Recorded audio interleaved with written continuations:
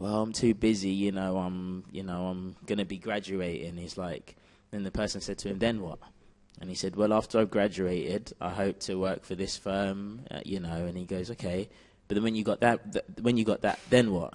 And he goes, well, after I've been working for the firm, I hope to be able to move up the ranks, and I'll be doing this and I'll be doing that. And he goes, but then what? And he goes, well, I'll get a good retirement, get a good pension, and I can sit back and then relax and then, just sort of take life as it comes, as it were. And he was like, okay, after you've done that, then what? And it went on and on and on. And unfortunately, I think after a while, the young man suffered some kind of injury or something, and his life was, tragically cut short. But it's kind of just to show that, to kind of embrace life in that sense and kind of realize that, I think there is more than just what we see. There's more to life than this table, this chair that I sit on, these clothes that I wear. They're just meaningless. Yeah, they clothe me, but there's something that is on the inside, I think, and central to a person, that is your spirit that has to be quickened by God. And that's something that we promote, and we realize that that's the important part of us that really does count.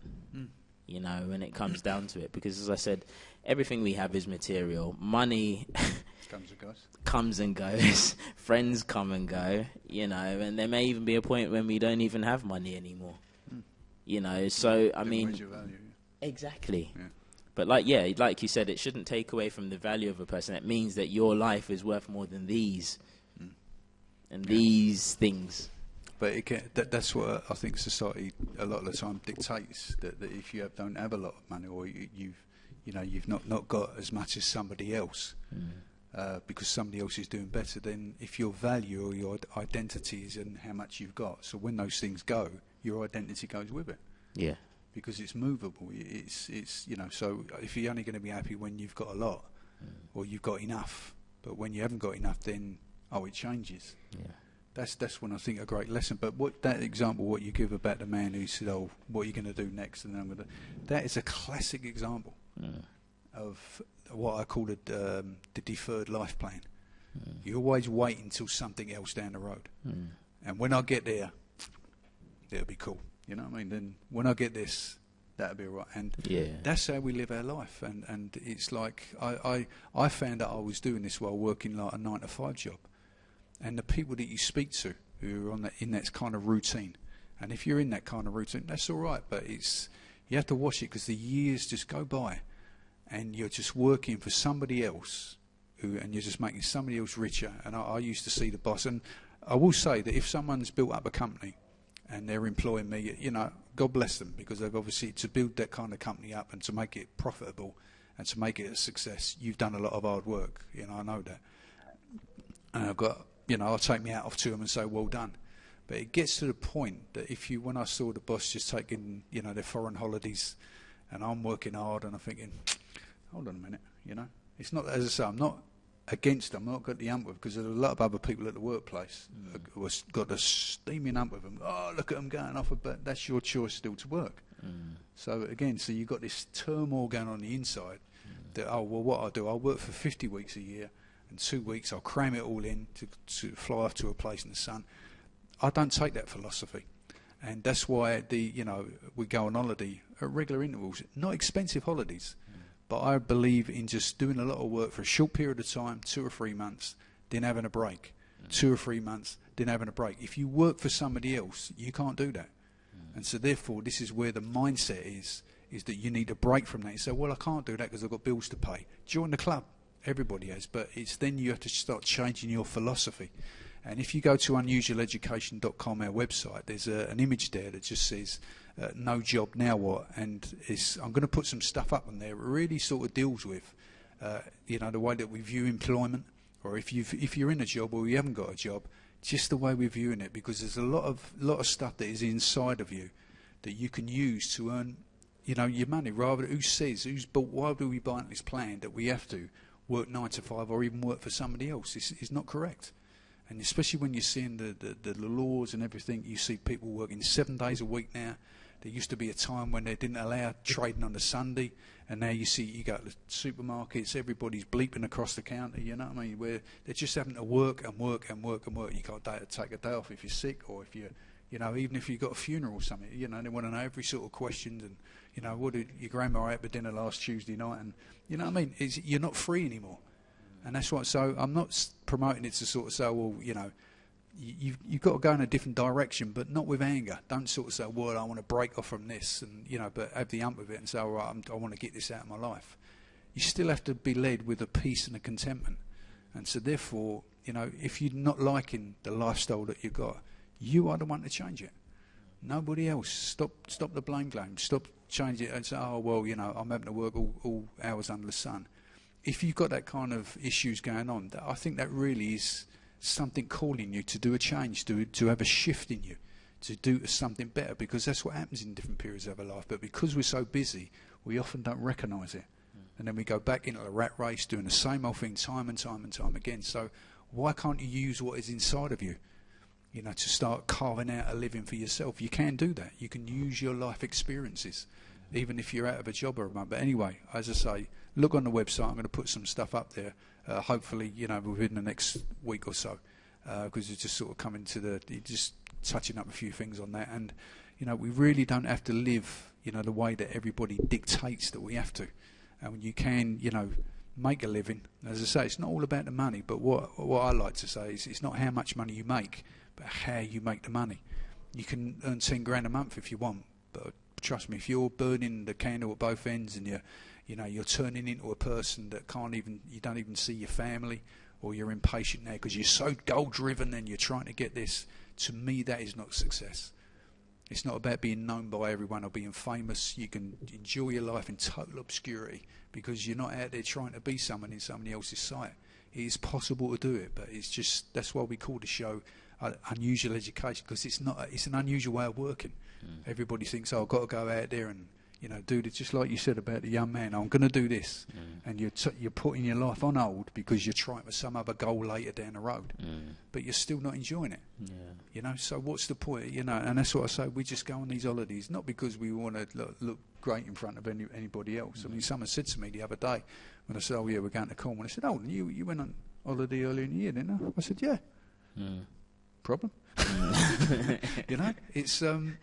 because it's well, you know, it's not that you shouldn't be doing it, but it's not the normal way. And as I say, it's not that the holidays are expensive; they don't cost thousands and thousands of pounds. But it's just a way of, you know, just altering your life. Just, you know, because Jim Rohn always says, if you're working for someone, if you don't have a plan for your life, and you know, what is the person you're working for? What is the plan they've got for your life? And he said, not much. And it's really in our power. There are some things that we can do to sort of, you know, make that adjustment, and just rather than sort of saying, well, I've got to follow the crowd, I've got to follow society, and I've got to complain like everybody else. There's no money about. There is plenty of money about, but it really depends on your philosophy, how much comes to you, and what sort of lifestyle that you want to live. And it can be a totally lifestyle of peace, and to go down to these places and just relax and enjoy, and you know, not having, and even when I'm coming back, because a lot of people come off holiday and think, got to go to work now. Not me, bruv. You know what I mean? I'm coming back to a business that I enjoy. It ain't the richest business in the world, but you know what I mean? Tomorrow morning, Monday morning, I ain't got an employer saying, well, what time is this?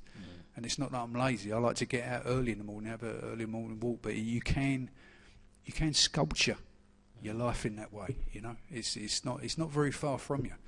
It's not too difficult, but you have to get yourself in the right mindset. You've got to get around the right people, the way to think that way, and look at other examples, people who have lived that kind of life. Because if you want to get somewhere, the best thing to do is to learn by example.